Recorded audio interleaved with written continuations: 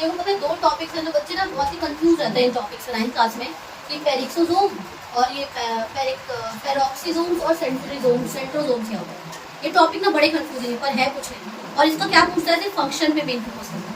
कोई नहीं पूछेगा आपको इसका स्ट्रक्चर कैसा है, मेन फोकस इसमें करेगा, इसके फंक्शन पे फोकस करेगा। तो पहले ना हम पेरोक्सीसोम को समझते हैं, उसके बाद हम किसको समझेंगे, सेंट्रोसोम। मैंने आपको सेंट्रोसोम न्यूक्लियस वाले पार्ट में ही करा दिया था, कराया था ना मैंने बोला था पोल्स पे चले जाते हैं, फिर सेल डिवीजन में हेल्प करते हैं। कोई बात नहीं, मैं फिर से करा दूंगी, क्योंकि इसका फंक्शन बेटा पूछता है। अगर मान लो एनिमल सेल में पाया जा रहा है, तो प्लांट सेल में ऐसा क्या पाया जा रहा है, सेल डिवीजन कराएगा। प्लांट सेल में तो सेल डिवीजन करता होगा ना, प्लांट सेल में तो एक सेल से 2 सेल बनता होगा, 2 सेल से 4 सेल, 4 से 16, 16 से 32 ऐसे बनते होंगे ना। तो एनिमल सेल के अंदर तो सेंट्रोसोम पाया जा रहा है, लेकिन प्लांट सेल के अंदर ऐसा क्या पाया जा रहा है, देखेंगे सारी चीजें डिटेल पढ़ेंगे, अच्छे से पढ़ेंगे। सबसे पहले हम क्या देखने वाले हैं, पेरोक्सीसोम के बारे में। अब पेरोक्सीसोम कुछ नहीं, एक छोटा सा ना, जैसे राइबोसोम छोटा सा स्ट्रक्चर है, स्फेरिकल स्ट्रक्चर है, लाइसोसोम जैसे छोटा सा स्फेरिकल स्ट्रक्चर है, तो ये भी एक स्मॉल स्फेरिकल स्ट्रक्चर है। और उसकी साइज की बात करूँ तो 0.3 से लेके 1.5 मिलीमीटर तक पाया जाता है। क्या है इसका, ये डायमीटर है। साइज बराई कर सकते हैं कि कौन से सेल के अंदर पाया जा रहा है, या कौन सा कितना बड़ा है, उसके अंदर कितने एंजाइम बन चुके हैं, उसके बेसिस पे इसका डायमीटर डिटरमाइन होता है। बात समझ आ गई। तो उसका डायमीटर कितने से कितना है, 0.3 से लेके 1.5 mm तक। इतनी बातें क्लियर। अब इधर देखो ध्यान से, कैसा है, स्फेरिकल शेप। कैसे शेप का है, स्फेरिकल। इसके अंदर ना कुछ पावरफुल ऑक्सीडेटिव एंजाइम्स रहते हैं। इस मान लो ये अगर तुम्हारा ये पेरोक्सीसोम्स है, तो इसके अंदर जो ये एंजाइम पाया जा रहा है, वो कैसा एंजाइम है, पावरफुल ऑक्सीडेटिव एंजाइम।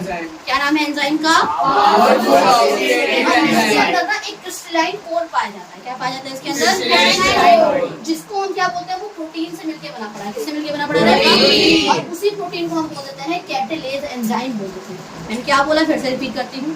पहले ये स्मॉल स्फेरिकल स्ट्रक्चर है, जिसे मैंने पेरोक्सीसोम बोल दिया, समझ में आ गई। और इसके अंदर एक बहुत ही पावरफुल ऑक्सीडेटिव एंजाइम पाया जाता है, और इसके अंदर एक क्रिस्टलाइन कोर है, मतलब एक क्रिस्टल जैसा दिखने वाला स्ट्रक्चर का कुछ इस तरीके से क्रिस्टल जैसा दिखता है। डायमंड देखा है है ना, कुछ ऐसा क्रिस्टल कोर पाया जाता है, जिसे हम क्या बोलते हैं, वो प्रोटीन से मिलके बना पड़ा है। किससे मिलके बना पड़ा है, और उसी को मैंने क्या बोल दिया, कैटालेज एंजाइम। क्या बोल दिया मैंने, अब जो ये कैटालेज एंजाइम है, ये हेल्प करेगा डिटॉक्सिफिकेशन कराने में। क्या कराने में, और रिमूवल कराता है बहुत सारी चीजों। समझो, जो भी वेस्ट आया है ना उसके अंदर, उसको क्या करेगा, ये टॉक्सिक सब्सटेंस जो भी बॉडी के अंदर बन रखा है, उसको क्या करता है, ये रिमूव करता है। जैसे लाइसोसोम काम कर रहा था ना, तो पता है क्या होता है, किडनी और ये कहाँ पाया जाता है, किडनी और लिवर सेल के पास पाया जाता है। अब किडनी और लिवर सेल को ना सबसे ज्यादा टॉक्सिक्स निकालना है, क्योंकि किडनी क्या करता है, वेस्ट निकालता है, और लिवर क्या करता है, जो भी ड्रग तुमने खाया है ना, उसको डिटॉक्सिफाई करेगा। उसको डिटॉक्सिफाई करेगा, जो भी हमने दवाइयाँ खाई है उसको। तो इसकी किडनी और लिवर सेल के एक तो स्मूथ एंडोप्लाज्मिक रेटिकुलम ज्यादा डेवलप रहते हैं, और इनके पास ना स्मूथ एंडोप्लाज्मिक रेटिकुलम के अलावा भी क्या पाया जाता है, पेरोक्सीसोम पाया जाता है। क्योंकि देखो बेटा, इनको ज्यादा चीजें वेस्ट निकालनी है, ज्यादा डिटॉक्सिफिकेशन करनी है, तो कोई एक अलग से स्ट्रक्चर पाया जाना चाहिए कि नहीं पाया जाना चाहिए, पाया जाना चाहिए ना। इसीलिए किडनी और लिवर सेल के पास क्या पाया जाता है, पेरोक्सीसोम पाया जाता है, जो किसमें हेल्प करता है, डिटॉक्सिफिकेशन, मतलब जो दवाइयों को डिटॉक्सिफाई करने में, और रिमूवल ऑफ वेस्ट। इतना समझ आ गया। अब इधर देखो ध्यान से, अब सेंट्रोसोम क्या है, सेंट्रोसोम एनिमल सेल में ही पाया जाता है, प्लांट सेल में नहीं पाया जाता। ये कितना पाया जाता है, सिंगल या पेयर में पाया जा सकता है। अब मान लो ये सेंट्रोसोम, अब इसके एक उसको बोलूंगी सेंट्रियोल बोलूंगी। क्या बोल दूंगी मैं इसे, तो जब ये दोनों साथ में रहेगा तो इसे आप सेंट्रोसोम बोल दोगे, और जब इसी को अलग कर दो उसको क्या बोल देंगे, सेंट्रियोल बोल दोगे। अब ये ना सेल डिवीजन में हेल्प करता है। किसमें हेल्प करता है, सेल डिवीजन में होता है। मैंने आपको बताया था, मान लो अगर आपका ये सेल है, तो जब न्यूक्लियस के अंदर की चीजें डिवाइड कर रही होती है, मान लो इसके अंदर क्या है, ये क्रोमोसोम, क्या है ये क्रोमोसोम। अब इससे ना एक सेल से 2 सेल बनता है, तो होता क्या है समझो। जब ये क्या है, सबसे पहले तो न्यूक्लियस हमारा यहाँ पे सेंट्रोसोम होता है, यहाँ पे सेंट्रोसोम एयर में होता है, 2 होंगे सेंट्रोसोम, है ना। तो इसी को सिंपल क्या लोगे, सेंट्रियोल बोल दोगे। तो सेंट्रोसोम का फंक्शन ही पूछेगा, बोलता है सेंट्रियोल का फंक्शन बता। तो जो सेंट्रोसोम का काम है वही तो सेंट्रियोल का काम होगा ना।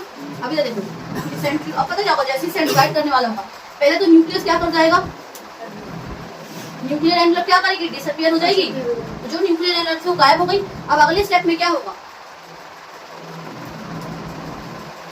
यहाँ से देखो ये, और ये रहा एक सेंट्रोसोम, रेड मार्क करो। जैसे मान लो ये क्या है, क्रोमोसोम है, यहाँ पे क्या आ गया सेंट्रोजोम। ये सब क्या करेंगे एकदम एंड पे पहुंच जाते हैं, पोल पे प्रेजेंट है सेल है। अब ये क्या करेगा एक ना रेज निकालेगा, क्या निकालेगा एस्टर रेज निकालेगा और वो इससे आगे झुक जाएगा। ये अपने आसपास ना एक सर्कल बना लेता है, सर्कल स्टार में। अभी क्या करेगा इसको ऊपर खींचेगा, इसको ऊपर खींचेगा। अब जैसे ही ये क्रोमोसोम डिवाइड करेंगे थोड़ी देर बाद आपको क्या देखने को मिलेगा,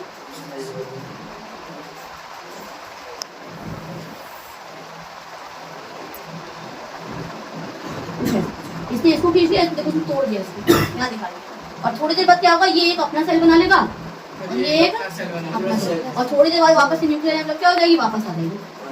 समझ गए? तो ये कैसे हेल्प कर रहा है सेल डिवीजन में, जिसके अंदर अब प्लांट सेल की बात है पोलर कैप्स पाई जाती है। क्या पाई जाती है? सेल डिवीजन के लिए क्या होता है ये तो बिल्कुल भी नहीं समझना, बस इतना देखो प्लांट सेल में सेल डिवीजन के लिए क्या पाया जा रहा है, पोलर कैप। और हमारे पास क्या है सेंट्रोजोम, या दूसरे उसमें क्या कह दोगे सेंट्रियोल। सेंट्रोजोम ऐसे सेंट्रोजोम दोनों साथ में और अलग अलग कर दो तो मुझे क्या बोलूंगी सेंट्रोजोम। ध्यान से देखो मुझसे कैसे बंडल लाइक दिखता है, इसके अंदर ना छोटे छोटे से ना ऐसे स्टिक्स के लगे पड़े रहेंगे।